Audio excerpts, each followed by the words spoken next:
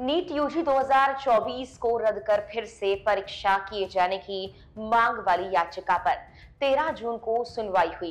इस दौरान सरकार ने कहा कि नीट 2024 में ग्रेस मार्क्स पाए छात्रों का रिजल्ट कैंसिल होगा। सुप्रीम कोर्ट ने सुनवाई के दौरान कहा कि ग्रेस मार्क्स पाने वाले 1563 छात्रों को एक बार फिर से एग्जाम देना होगा। कोर्ट ने कहा कि हम काउंसलिंग पर रोक नहीं लगाएंगे। परीक्षा में जिन उम्मीदवारों को ग्रेस मार्क्स मिले हैं उन्हें फिर से एग्जाम देना होगा। इस परीक्षा का रिजल्ट 23 जून को जारी किया जाएगा। इसके बाद ही काउंसलिंग की प्रोसेस भी शुरू की जाएगी। इससे पहले एनटीए ने बकायदा FAQs के जरिए उन सभी सवालों के जवाब दिए थे जो इस एग्जामिनेशन को लेकर सोशल मीडिया पर उठाए जा रहे थे और जिनको लेकर छात्रों ने कोर्ट में याचिका भी दाखिल की है। आखिर इन FAQs में एनटीए ने क्या कुछ बताया, कौन से सवालों के जवाब दिए कि वाकई पेपर लीक में गड़बड़ी हुई भी है या नहीं, बताएंगे सब कुछ इस वीडियो में। लेकिन सबसे पहले सब्सक्राइब बटन को प्रेस कर दीजिए ताकि ये वीडियो सबसे पहले आपके पास पहुंचे और वीडियो को आखिर तक देखना ना भूलें।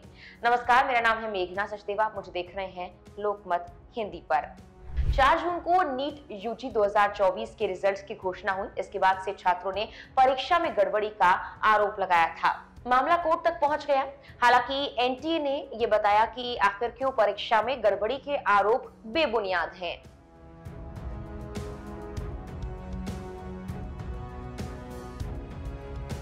इसके साथ ही एनटीए ने नीट यूजी 2024 रिजल्ट की घोषणा पूर्व निर्धारित 14 जून से 10 दिन पहले यानी 4 जून को ही की। लोकसभा चुनावों के नतीजे घोषित भी उस वक्त हो रहे थे और उसी बीच ये रिजल्ट जारी हुआ। इसको लेकर जो सवाल उठ रहे थे उन सवालों का जवाब भी दिया है एजेंसी की तरफ से।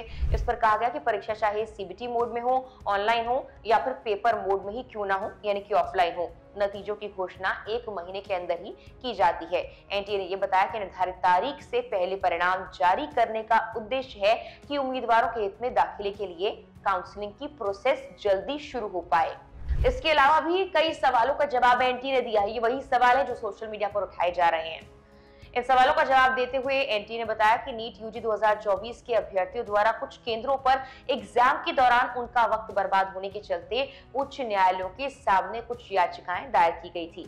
संबंधित परीक्षा केंद्रों से सीसीटीवी फुटेज के आधार पर शिकायतों पर विचार किया गया। वक्त की बर्बादी की भरपाई के लिए ही इन स्टूडेंट्स को ग्रेस मार्क्स दिए गए थे। एनटीए ने आगे कहा कि पता लगाया गया कि उन स्टूडेंट्स का कितना वक्त बर्बाद हुआ था और ऐसे उम्मीदवारों की उत्तर देने की क्षमता कितनी है, इस आधार पर उन्हें ग्रेस मार्क्स दिए गए थे। एनटीए ने बताया कि ग्रेस मार्क्स के कारण 2 उम्मीदवारों को 718 और 719 नंबर मिले थे।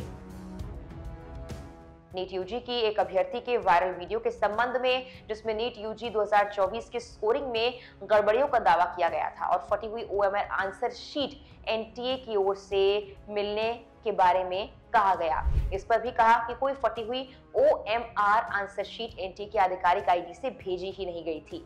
आधिकारिक रिकॉर्ड के अनुसार OMR आंसर शीट सही है और स्कोर भी एकदम सटीक है। इसके अलावा भी एनटीए ने सोशल मीडिया पर उठ रहे और सवालों का जवाब दिया है। हालांकि अब इस मामले की सुनवाई के दौरान कोर्ट ने कहा है कि ग्रेस मार्क्स जिनको दिए गए उनका रिजल्ट कैंसिल होगा और एग्जाम दोबारा होगा।